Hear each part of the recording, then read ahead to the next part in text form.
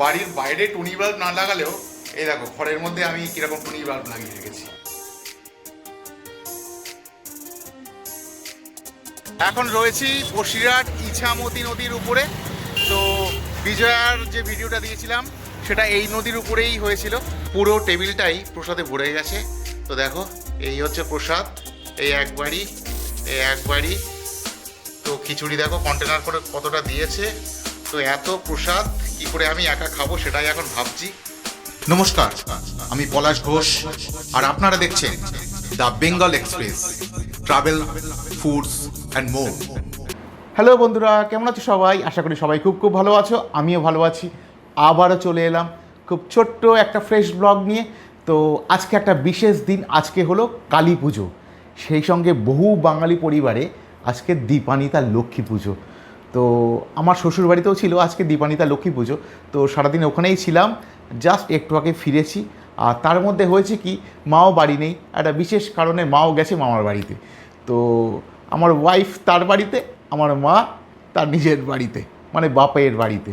তো আমি মধ্যিখানে পড়ে একদম একা, একটা উৎসবের দিন একদম একা কাটাচ্ছি। তো মনটা খারাপ লাগছিল। কথা বলার কেউ না থাকলে না, বিশেষ করে কোনো একটা বিশেষ দিনে বা উৎসবের দিনে কেউ যদি না থাকে না, খুব মনটা খারাপ লাগে। খুব ইচ্ছা করে একটু কারোর সাথে বসে গল্প করি, নানান রকম ব্যাপার ট্যাপার আর কি।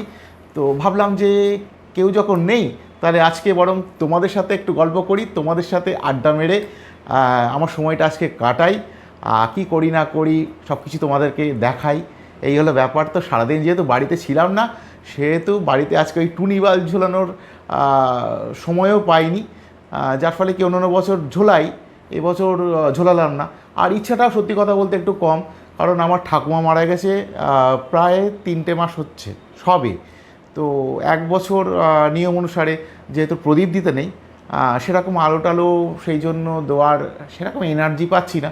কিন্তু তবুও মন মানছে না, প্রদীপ না দেই অন্ততপক্ষে একটু বাতি দেবো, এই ইচ্ছা রয়েছে। তো সারাদিন ঠাকুরঘরটা সেরকম ঢোকা হয়নি। আজকের দিনে বিশেষ করে একটু সন্ধে টন্ধে না দিলে মনটাও কেমন লাগে। একটা বাড়ির মঙ্গল বলেও ব্যাপার আছে, মানে বড়দের কাছ থেকে যা শুনেছি আর কি। তো একটু পুজো আচ্ছা দেওয়ার চেষ্টা করি, আর বাড়ির চারিধারে একটু মোমবাতি লাগাবো। বাদবাকি কথাটা সেখানে গিয়েই হচ্ছে। বাড়ির বাইরে টুনি বাল্ব না লাগালেও এই দেখো ঘরের মধ্যে আমি কীরকম টুনি বাল্ব লাগিয়ে রেখেছি। ঘর অন্ধকার করে এরকম টুনি বাল্বের আলো দেখতে আমার দারুণ লাগে। এই দেখো বন্ধুরা, এটা হচ্ছে আমার খুব ছোট্ট একটা ঠাকুরঘর। কীরকম সবাই কমেন্টে জানিও। তত্ত্বকাঞ্চন গৌরাঙ্গী রাধে বৃন্দাবনেশ্বরী বিশ্বভানুসুতে দেবী প্রণমামি হরিপ্রিয়ে। হে কৃষ্ণ করুণা সিন্ধু দীনবন্ধু জগৎপতে গোপেশা গোপিকাকান্ত রাধাকান্ত নমস্তুতে। হরে কৃষ্ণ কৃষ্ণ কৃষ্ণ হরে হরে, হরে রাম রাম রাম হরে হরে।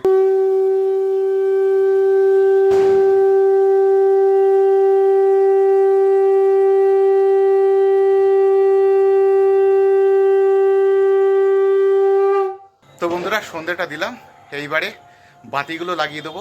ছাদে দাঁড়িয়ে রয়েছে, দেখতেই পাচ্ছ চারিদিকে এখন বাজি ফুটছে। আর এই যে 3 বাক্স মোমবাতি কিনে রেখেছি, এগুলো এখন সাজাবো। এই দেখো মোমবাতিগুলো আগে জাস্ট বসিয়ে নিয়েছি, আর বসানোর পরে জ্বালালে ওটা খুব সুবিধে হয়।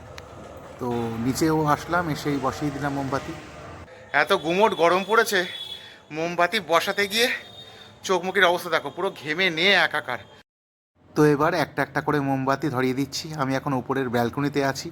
প্রথমে ব্যালকনির মোমবাতিগুলো জ্বালিয়ে তারপরে ছাদে জ্বালাবো, আর তারপরে যাব নিচে। তো বছরে এই একদিন মোমবাতি জ্বালাতে আমার খুবই ভালো লাগে। আর সব মোমবাতি একসাথে জ্বলার পরে দূর থেকে বাড়িটাকে খুব সুন্দর লাগে। প্রত্যেকের বাড়ি প্রত্যেকের খুব প্রিয় জায়গা, সেটাকে সবাই তার নিজের মতন করে, নিজের ভালোবাসার মতো করে সাজায়। তো এটা একটা অন্যরকম ব্যাপার। তো এটা সবাই আন্দাজ করতে পারছো, কারণ সবাই টুকটাক বাড়িতে এই দিন আজকে মোমবাতি দাও। তো বারান্দার মোমবাতিটা দেওয়া হয়ে গেছে, এইবারে ছাদে যেতে হবে, ছাদের মোমবাতিগুলো এবার দিয়ে দেবো। তো চলে এসেছি ছাদে। তো এক এক করে ছাদের মোমবাতিগুলো জ্বালিয়ে দিচ্ছি। বেশ টকটক করে ধরে যাচ্ছে, অন্য সময় অনেক সময় লাগে, আজকে মোটামুটি বেশ ভালোই ধরে যাচ্ছে মোমবাতিগুলো। আর হাওয়াটাও তো আজকে সেরকম একটা নেই, যার ফলে একটু সুবিধে হচ্ছে। অন্য বছর হাওয়া থাকে, মানে যতবারই জ্বালাই ততবারই নিভে নিভে যায়। এবছর সেই প্রবলেমটা না খুব একটা হচ্ছে না। তো কেমন লাগছে বন্ধুরা বলো। এইবারে বাড়ির সামনে চলে আসলাম, পুরো বাড়িটার ছবিটা আর কি তোলার চেষ্টা করছি, তোমাদেরকে দেখানোর চেষ্টা করছি আমার বাড়িটাকে আজকে এরকমভাবে মোমবাতি দিয়ে সাজানোর পরে কেমন লাগছে তোমরা অবশ্যই কমেন্ট বক্সে জানিও কিন্তু। তো বাড়িতে মোমবাতি দিয়ে টিয়ে জাস্ট একটু বসলাম, পুরো গেঞ্জি টেঞ্জি পুরো একদম ঘেমে গেছে, একটু শুকোবো। আর হঠাৎ করে মাথায় আসলো কি একাই তো আছি, তো একটু ঘুরেই আসি না সংগ্রামপুর কালীবাড়িতে। তো সংগ্রামপুর কালীবাড়ি হচ্ছে ইছামতি নদী পার করে যেতে হয়, মানে আমি বসিরহাটে থাকি, আর বসিরহাটের ইছামতি নদী পার করে সংগ্রামপুর, তো খুব বেশি সময় লাগে না। কিন্তু না, সংগ্রামপুর কালীবাড়ির কালীমা খুব জাগ্রত শুনেছি। আর আজকে একটা বিশেষ দিন, আজকে কালী পুজোর দিন, পুজো হবে রাত 12টায় হয়তো, কিন্তু মাকে তো একটু দর্শন করে আসি। তো দেখা যাক তোমাদেরকেও দেখাতে পারি কি না। তো লেট করব না, এবার বেরোতে হবে। তো পৌঁছে গেলাম সংগ্রামপুর কালীবাড়িতে। তো লাইনটা দেখো, মন্দির কোথায়, এখান থেকে লাইন, এই একদম মন্দিরে ঢোকার গেট। তো লাইনে আমি দাঁড়াইনি, আমি লাইনের পাশ থেকে দাঁড়িয়ে ছবিটা তুলছি। আর পাশে একটা গেট রয়েছে, এই যে এখানটায়। তো এই গেট দিয়ে আমরা মন্দিরে প্রবেশ করব, কিন্তু যে লাইনটা সেইটা একদম সরাসরি মায়ের সামনে যাচ্ছে। তো সেখানে তো আমরা যেতে পারবো না, আমরা নর্মাল যেখানে মানুষজন ঘোরাফেরা করছে তো সেখানেই ঘোরাফেরা করছি। আর দূর থেকে একটু মাকে দেখার চেষ্টা করব, তার আগে ভিড়টা তোমাদেরকে দেখাই। আর মন্দিরটা আজকে কত সুন্দর করে সাজিয়েছে দেখো, মানে চোখ দাঁড়িয়ে যাচ্ছে। দেখো দূর থেকে মাকে দেখানোর চেষ্টা করছি, আমি নিজেও দেখছি, তোমাদেরকেও দেখানোর চেষ্টা করছি। মাকে আজকে সত্যিই অপূর্ব দেখতে লাগছে, অপূর্ব। এত ভিড়ের মধ্যেও মায়ের মুখটা স্পষ্ট দেখতে পেলাম, মন ভরে গেল।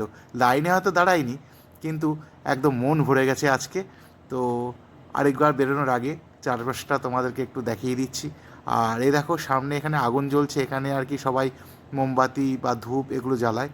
আর এই সার, বাবার সার, তো সারের ছবিটাও বাদ দেবো কেন, এটাও তুলে নিলাম। আর এটা হচ্ছে শিব মন্দির। তো এর ভেতরে আজকে আর ঢুকতে পারিনি। মাকে দর্শন করে ফিরতি পথে বসিরহাট ব্রিজের উপরে একটু দাঁড়ালাম, আর তোমাদেরকে ব্রিজটা একটু দেখাচ্ছি। এখান থেকে দেখো নদীটা কত সুন্দর লাগছে রাত্রিবেলা। আর কালী পুজোর রাত তো, চারিদিকে বাজি টাজি ফুটছে, চারিদিকে আলো, অপূর্ব সুন্দর লাগছে, অপূর্ব সুন্দর অনুভূতি আজকে। এখন আছি বসিরহাট ইছামতি নদীর উপরে। তো ভিউটা তোমাদের দেখালাম, আশা করি সকলের ভালোই লেগেছে। আর বিজয়ের যে ভিডিওটা করেছিলাম সেটা এই নদীর উপরেই ছিল, যারা দেখুনি তারা অবশ্যই দেখে নিও আমার চ্যানেলে গিয়ে, খুব ভালো লাগবে। তো এখন বাজে রাত 10:30। তো কালীমাকে দর্শন করে বাড়িতে ঢুকলাম। আর ঢোকার সময় পাড়ায় দু এক জায়গায় নেমন্তন্ন ছিল লক্ষ্মী পুজোর, তো সেখানে গিয়েছিলাম। তো অনেক প্রসাদ দিয়েছে তারা, সব আর কি বাড়িতে নিয়ে চলে এসেছি। তো একটু দেখাই তোমাদেরকে, পুরো টেবিলটাই প্রসাদে ভরে গেছে। তো দেখো এই হচ্ছে প্রসাদ, এই একবারই, এই একবারই। তো খিচুড়ি দেখো কন্টেনার করে কতটা দিয়েছে।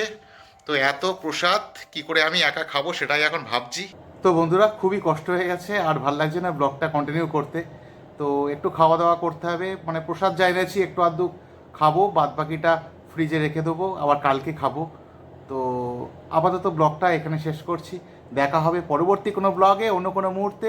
তো ততক্ষণ সবাই ভালো থেকো, সকলকে ভালো রেখো, টাটা।